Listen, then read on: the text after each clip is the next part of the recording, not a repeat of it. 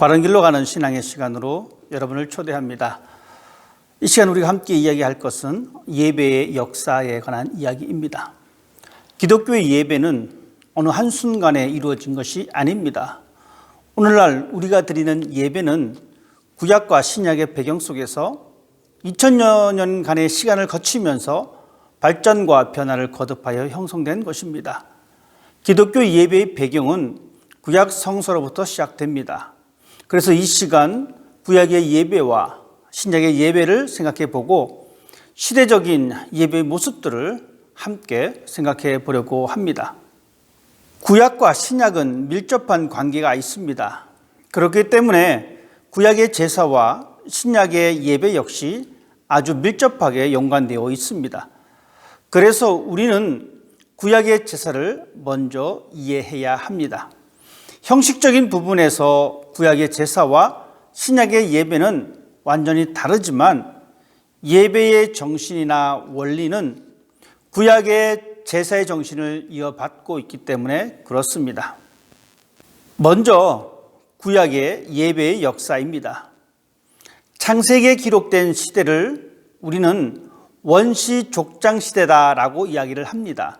아브라함과 이삭과 야곱의 시대입니다. 아직 유대교가 정착되지 않은 시기입니다. 바로 창세기에 해당됩니다. 하나님은 사람을 창조하시고 경배와 찬양을 받기를 원하셨습니다.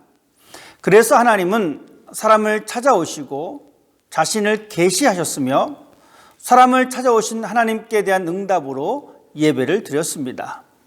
구약의 최초의 예배의 모습은 가인과 아벨의 제사입니다. 가인은 땅의 수확물로 제사를 드렸고 아벨은 양의 첫 새끼를 하나님께 제물로 드렸습니다. 이런 족장 시대의 예배의 장소는 일정한 곳이 아니었습니다. 하나님의 음성을 듣거나 하나님과의 만남이 있을 때 그 자리에서 단을 쌓았습니다. 족장 시대의 예배의 특징은 여호와 한 분만을 섬기는 유일신 예배였습니다. 예배하는 제단에 하나님의 영적 임재와 인간의 인격적 응답이 이루어졌습니다. 또한 하나님에 대한 어떠한 형상도 만들지 않았습니다. 그리고 하나님의 은혜에 대한 감사와 말씀에 대한 순종이 있었습니다. 출애굽을 한 이후에는 그동안 체계적이지 않았던 예배의 모습이 형식을 띠게 되었습니다. 예배의 범위가 개인적 차원을 넘어서 민족적인 차원으로 확대되었으며 제사의 규례와 형식, 성소와 제사장 제도가 확립되어서 예배가 체계화되었습니다. 또한 이동식 성막을 중심으로 예배 드렸으며 성막을 중심으로 한 예배 생활과 율법을 중심으로 한 도덕 생활이 강조되었습니다. 시간이 흘러 왕정 시대입니다. 우리가 알고 있는 구약 성경 사무엘서와 열왕기하 역대기의 배경입니다. 즉 가나안 땅에 들어와 왕들이 통치하는 시대에는 솔로몬이 성전을 건축함으로 또 다른 모습으로 변하게 됩니다. 예배 장소가 이동식이 아니라 성전이 되었습니다. 더 이상 이동을 해야 할 필요가 없어졌고 그래서 예배 장소도 고정된 장소로 바뀌게 되었습니다. 모세 시대에 제정된 제사 의식들이 엄격하게 적용되었으며 성전 예배의 내용과 형식들이 추가되고 더욱 다양해졌습니다. 찬양을 하며 악기를 연주하고 시편과 기도문이 발달되었습니다. 그리고 이스라엘의 3대 절기를 국가적 의례로 성전에서 지키게 되었으며 11조와 희생제물을 가지고 하나님께 예배를 드렸습니다. 왕정시대가 마친 이후에 바벨론 포로 이후입니다. 포로 중에 선지자는 다니엘과 에스겔이며 포로 이후에는 학개, 스가랴, 말라기 선지자들입니다. 이스라엘이 바벨론의 침략으로 성전은 완전히 파괴되었습니다. 그래서 더 이상 예루살렘의 성전에서 예배를 드릴 수가 없었습니다. 포로로 잡혀왔기 때문에 예루살렘으로 갈 수도 없었습니다. 그래서 그들은 자신들이 있는 곳에서 하나님께 예배를 드리는데 이때 생겨난 것이 회당입니다. 바벨론 포로 이후에 회당 제도가 생겼으며 신약 성경에 자주 등장하는 회당이 바로 바벨론 포로 이후에 생긴 제도입니다.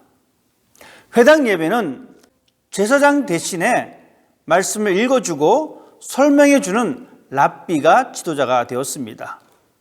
희생 제사 대신에 기도와 찬송과 말씀 중심의 예배가 이루어졌으며 회당은 각 지역마다 있었으며 예배와 더불어 율법을 교육하는 장소로 사용되었습니다.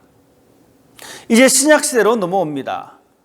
구약을 배경으로 하지만 그것을 온전히 계승한 것은 아닙니다. 이제 기독교 예배는 예수 그리스도가 그 중심이 됩니다. 예수님의 성육신 사건, 이것은 기독교의 출발이며 기독교 예배의 출발이기도 합니다. 이 땅에 인간의 몸을 입고 인류를 구원하시기 위해 십자가에 죽으시고 3일 만에 부활하신 사건이 기독교 예배의 중심입니다. 예수님의 십자가와 부활 사건은 기독교 예배의 핵심이며 예배의 형식과 제도를 새롭게 하였습니다. 신약의 시대는 완전히 바뀌었습니다. 구약의 예배는 동물을 제물로 삼아 제사를 드렸는데 이제는 하나님의 아들이 십자가 위에서 속죄 제물이 되어서 단번에 영원한 제사를 이룸으로써 더 이상 속죄 제사가 사라졌습니다. 율법의 완성자이신 예수 그리스도가 십자가 위에서 완성함으로 제사의 형식으로 예배를 드리지 않게 되었습니다. 예수 그리스도의 희생이 예배의 형식을 바꾸었으며 예수 그리스도의 부활이 예배 드리는 날을 바꾸었습니다. 구약의 전통은 토요일을 안식일을 정하여 하나님께 예배를 드렸는데 기독교는 예수 그리스도의 십자가의 죽으심과 부활하심을 기념하여 하나님께 예배를 드렸습니다. 그날을 주일로 정했습니다. 주일은 주님의 날, 주의 날이라는 뜻입니다. 예수님은 구약의 전통을 부정하지는 않으셨고 성전과 회당에 참여하여 예배하셨습니다. 예수님께서는 예배 형식을 부정하지는 않았지만 예배가 형식에 치우친 것을 반대하시고 오히려 예배의 본질적인 면을 강조하셨습니다. 그리고 기도의 형식으로 주기도문을 가르쳐 주셨습니다. 또한 성례전인 세례와 성찬을 제정하시고 이를 행하도록 분부하셨습니다. 예수님께서 승천하신 이후에 사도 시도에는 오순절 성령 강림 이후에 교회가 새롭게 시작됩니다. 우리는 사도행전과 서신서들을 통하여 알 수 있는 것은 구약의 제사 제도가 예배에서 완전히 사라진 것과 예배드리는 시간을 주일, 일요일로 정해졌습니다. 예배의 요소는 가장 기본적인 것들로 구성되어 있습니다. 찬송, 기도, 신앙 고백, 성경 봉독, 설교, 봉헌, 성찬, 세례이며 성전과 회당에서 예배 드리면서 동시에 가정이나 특별한 장소에서 예배를 드렸습니다. 5세기 말까지 이어지는 고대 시대는 예루살렘을 벗어나 복음이 확장되면서 기독교가 세계적인 종교로 변하면서 예배의 형태도 더욱 체계화되고 형식들을 갖추게 되었습니다. 이 시기에 예배가 크게 두 부분으로 나누게 되었습니다. 그것은 바로 말씀의 예전과 성찬의 예전으로 구분됩니다. 말씀의 예전에는 모든 사람이 참여하였지만 성찬의 예전에는 예수 그리스도에 대한 분명한 신앙 고백을 한 사람만이 세례를 받고 참여하였습니다.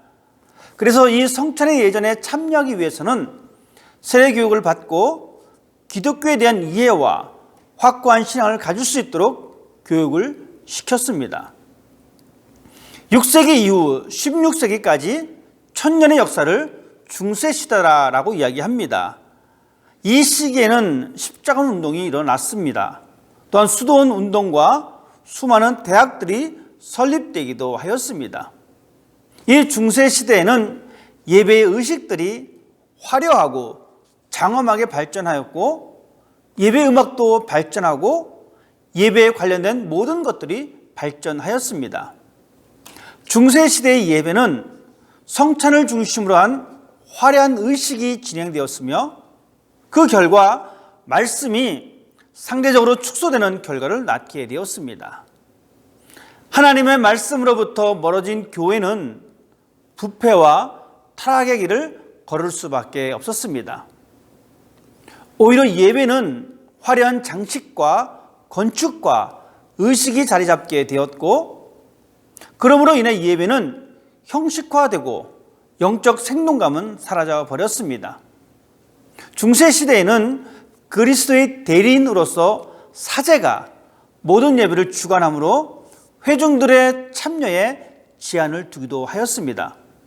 또한 이 중세시대에는 동방교회와 서방교회로 분열이 일어나게 됩니다.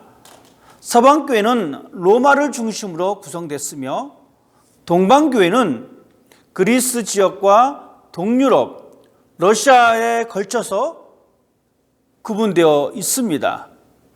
동방교회, 즉 이것은 러시아 정교회입니다.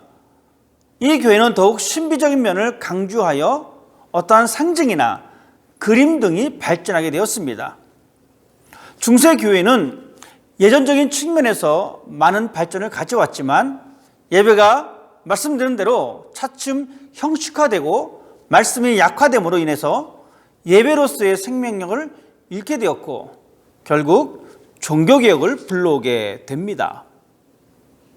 종교개혁을 통하여 개신교의 예배가 출현하게 되었습니다. 일반 회중들이 알아들을 수 없는 라틴어로 미사가 진행되어 회중들은 소외되었고 지나친 신비의 강조로 인하여 예배 현장이 미신적인 요소를 갖게 됩니다. 회중이 참여하는 예배가 배제되고 그 예배의 역동성을 상실하게 되었습니다. 그렇기 때문에 종교개혁자들은 성찬을 시행할 때에 떡과 잔이 예수님의 몸과 피로 변한다라고 하는 화채설을 거부했으며 예배에서 말씀이 회복되고 말씀과 성찬이 균형 있게 이루어져야 하며 예전의 용어는 라틴어 대신에 자국어를 사용해야 한다라고 주장했습니다. 종교개혁을 통하여 개신교회가 생겼습니다. 전 세계적으로 기독교는 동방정교회, 오소독스 처치입니다. 그리고 로마 캐톨릭 교회, 그리고 개신교로 나뉘게 되었습니다. 각자의 고유한 예배 문화를 가지고 있습니다.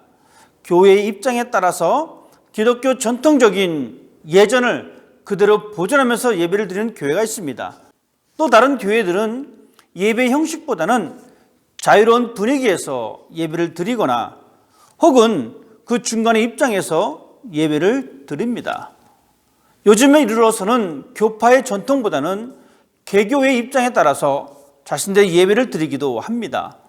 하나의 통일된 예배를 드리기보다는 다양한 예배의 형태를 통해서 예배를 드리고 있습니다. 오늘 우리는 구약에서 시작하여 현대에 이르기까지 예배의 역사적인 흐름들을 잠깐 살펴보았습니다. 과거의 예배의 역사들을 단순히 공부하고 이해하는 것을 넘어서 현재 우리의 예배의 모습과 비교해 보면서 전통과 문화 속에서 우리가 드리는 예배가 무엇인지 분명히 알고 하나님이 기뻐하시는 올바른 예배를 드릴 수 있는 신앙이 되시기를 주님의 이름으로 부탁을 드립니다.